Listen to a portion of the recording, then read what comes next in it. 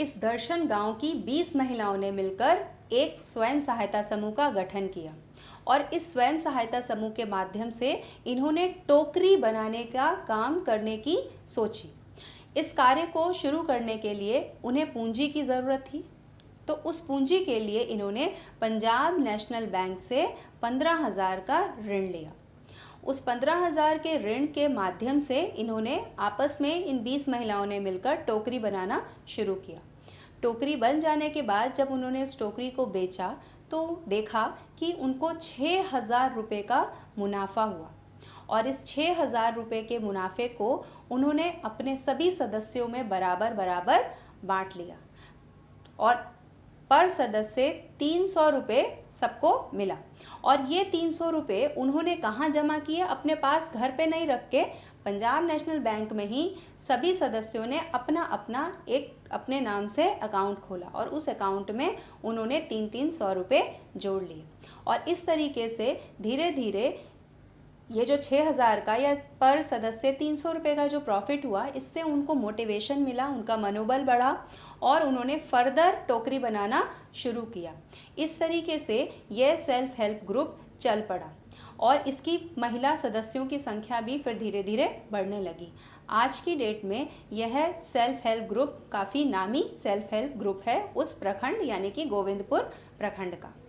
तो बच्चों, इस कहानी के माध्यम से हमने ये देखा कि स्वयं सहायता समूह एक तरीके से अपनी ही स्वयं की सहायता करने के लिए किसी भी गांव के 15-20 लोग आपस में एक समूह बनाकर आते हैं, अपनी छोटी छोटी बचतों के माध्यम से या गांव या किसी सहकारी समिति, सहकारी बैंक या किसी व्यापारिक बैंक से ये लोग ऋण लेते हैं और उस ऋण के माध्यम से ये छोटा मोटा व्यवसाय जैसे टोकरी बनाना, बीड़ी बनाना, अगरबत्ती बनाना, जूट के टॉयज़ बनाना, बांस के उपकरण, छोटे छोटे टॉयज़ या छोटे छोटे सामान, बर्तन, ये सब बनाकर ये अपना एक स्वयं का रोजगार शुरू करते हैं और उस रोजगार के माध्यम से इनका आर्थिक विकास होता है। इनको धीरे धीरे आमदनी होने लगती है और फिर ये उससे आने वाले मुनाफे से अपनी ये जो व्यवसाय इन्होंने शुरू किया है उसको ये और अधिक विकसित करते चले जाते हैं।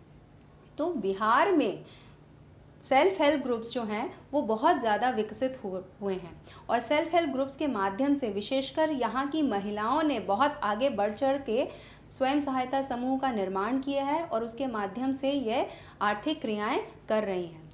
बिहार में स्वयं सहायता समूह जीविका के माध्यम से कार्य कर रहे हैं और बिहार देश का पहला राज्य बन गया है जिसके पास 10 लाख से अधिक सेल्फ हेल्प ग्रुप्स हैं जो महिलाओं के द्वारा संचालित हैं, यानी कि महिलाएं ही इन स्वयं सहायता समूह की रणनीति तैयार करती हैं, इस पे कार्य करती हैं, इसकी कंप्लीट फंक्शनिंग महिलाओं द्वारा की जा रही है। यह स्वयं सहायता समूह जीविका की सहायता से चलाए जा रहे हैं।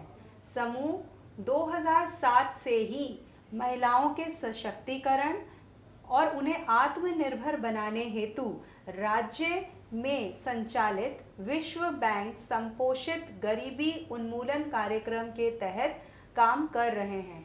अर्थात विश्व बैंक के माध्यम से या विश्व बैंक के द्वारा फाइनेंस किए जाने वाले बहुत सारे गरीबी उन्मूलन कार्यक्रम होते हैं, यानी कि गरीबी को दूर करने के लिए विश्व बैंक के द्वारा बहुत सारे छोटे छोटे प्रोग्राम्स चलाए जाते हैं और इन प्रोग्राम्स का फ़ायदा उठाते हुए यह स्वयं सहायता समूह हमारे राज्य बिहार का विकास कर रहे हैं। चूँकि अभी हमने देखा कि जो बिहार के जो स्वयं सहायता समूह हैं उनमें ज़्यादातर स्वयं सहायता समूह महिलाओं द्वारा संचालित हैं, तो महिलाएं जो हैं वह हमारे देश और हमारे राज्य के विकास में महत्वपूर्ण योगदान देती हैं। अर्थव्यवस्था को उठाने में महिलाओं का योगदान भी बहुत महत्वपूर्ण होता है। महिलाएं किसी भी देश की जनसंख्या का आधा हिस्सा होती हैं और यदि जनसंख्या का दोनों हिस्सा पुरुष और महिला यदि दोनों मिलके अर्थव्यवस्था को आगे बढ़ाने का कार्य करेंगे तो निश्चित रूप से हमारा देश विकासशील देश की श्रेणी से निकलकर विकसित देश की श्रेणी में पहुंच जाएगा। महिलाओं को मेन स्ट्रीम में लाने का काम पहले छोटे स्तर पे करना है, तो यही छोटा स्तर हमारा स्वयं सहायता समूह कहलाता है, जिसमें गांव की 15-20 महिलाएं आपस में मिलकर अपनी छोटी छोटी बचतों को एकत्र करती हैं और उन बचतों के माध्यम से अपने समूह के मेंबर्स को आवश्यकता पड़ने पर उनकी पारिवारिक ज़रूरतों के लिए उनको ऋण देती हैं और इस ऋण के बदले उनसे ब्याज भी वसूला जाता है। किंतु यह ब्याज जो है वो साहूकार जो ब्याज वसूलते हैं उससे बहुत कम होता है। और जब यह स्वयं सहायता समूह 1-2 वर्ष तक नियमित रूप से अच्छे से या सुचारू ढंग से कार्य करते हैं तो ये जो समूह है वह रजिस्टर्ड हो जाता है। और कहाँ रजिस्टर्ड होता है? बैंक में। और बैंक फिर इनको इनकी आवश्यकताओं के लिए समय समय पर ऋण देते हैं। और बैंक स्वयं सहायता समूह को ऋण देने में हिचकिचाते भी नहीं हैं, क्योंकि ऋण देने की जो जिम्मेदारी होती है वो उस समूह के सभी सदस्यों पर होती है।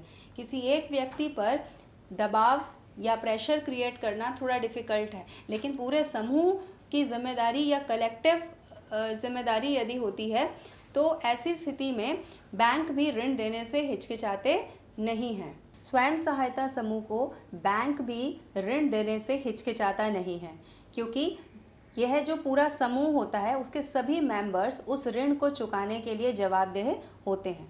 तो इस तरीके से देखा जाता है कि स्वयं सहायता समूह के माध्यम से महिलाएं जो आगे बढ़ चढ़ के आगे आ रही हैं, क्योंकि ज़्यादा संख्या में देखा जाता है कि सेल्फ हेल्प ग्रुप्स महिलाओं द्वारा ही संचालित हो रहा है। तो ये जो महिलाएं हैं यह केवल अपनी आर्थिक आवश्यकताओं की स्वरोजगार के माध्यम से, जैसे कि अभी हमने चर्चा की एक छोटी सी कहानी के माध्यम से कि गांव में टोकरी बनाने का काम नवादा ज़िले की महिलाओं ने स्वयं सहायता समूह बनाकर टोकरी बनाने का काम किया, जिससे उन्हें धीरे धीरे मुनाफा भी होने लगा। तो इस तरीके से उनको आर्थिक रूप से आत्मनिर्भर होने की प्रेरणा मिली और उन्होंने धीरे धीरे अपने कार्य को आगे बढ़ाना शुरू किया। तो इस तरीके से स्वयं सहायता समूह के माध्यम से महिलाएं स्वरोजगार के क्षेत्र में प्रेरित होती हैं और अपने परिवार की आर्थिक ज़रूरतों को भी पूरा कर पाने में सक्षम हो पाती हैं। इसके अलावा वह अनार्थिक मुद्दे भी कुछ होते हैं, जैसे कि स्वास्थ्य, पोषण है या घरेलू हिंसा, इन सब से संबंधित बातचीत वो अपने समूह में एक दूसरे से करती हैं। और माना भी जाता है कि यह जो संगठन है वो सब प्रत्येक के लिए और प्रत्येक सब के लिए के सिद्धांत पर कार्य करता है। इसमें सभी एक दूसरे का सहारा बनते हैं और अन्याय से एक दूसरे को बचाते हैं। तो बच्चों, हमने इस चैप्टर में हमारी वित्तीय संस्थाओं में क्या क्या पढ़ा, इसकी हम शुरू से थोड़ा सा रिवीजन कर लेते हैं या पॉइंट वाइज देख लेते हैं कि हमने इस चैप्टर में क्या क्या चीज़ें पढ़ी। तो सबसे पहले हमने ये जाना कि किसी भी देश के विकास के लिए साख या ऋण की आवश्यकता होती है और इन साख और ऋण की जो पूर्ति है वो विभिन्न फाइनेंशियल इंस्टीट्यूशंस या वित्तीय संस्थानों के माध्यम से किया जाता है।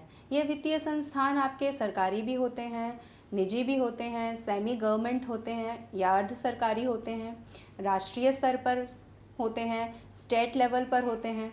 और ये जितनी भी हमारी फाइनेंशियल इंस्टीट्यूशंस हैं या जो हमारा फाइनेंशियल मार्केट है ये दो भागों में बटा होता है। इसके दो पार्ट होते हैं, एक होता है भारतीय मुद्रा बाज़ार और दूसरा होता है भारतीय पूंजी बाज़ार, यानी कि मनी मार्केट और capital market. Money market short term या अल्पकालीन वित्तीय आवश्यकताओं की पूर्ति करती है या शॉर्ट टर्म ट्रांजैक्शंस होते हैं या शॉर्ट टर्म ऋणों का आदान प्रदान होता है। और शॉर्ट टर्म का अभिप्राय क्या है? 1 दिन से लेकर 1 वर्ष तक की अवधि के ऋणों का लेन देन।